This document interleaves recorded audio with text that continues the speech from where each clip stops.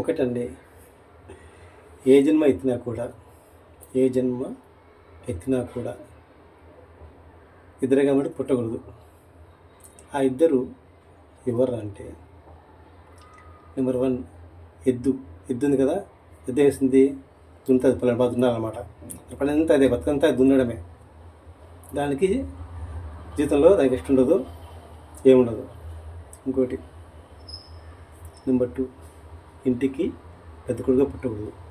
ఒకవేళ పుట్టినాడు అనుకోండి, చెల్లెళ్ళు ఉంటే వాడి బతుకు బస్టాండే. బాధ్యతలు, పెళ్ళి చేసినా కూడా గొడవలు, మొగులు పిల్లలు, మళ్ళీ వాళ్ళని చెప్పడాలు, ఇవన్నీ ఉంటాయి. అవన్నీ వచ్చేసరికి వాళ్ళ లైఫ్కి ఆలస్యం అయిపోతుంది అనమాట.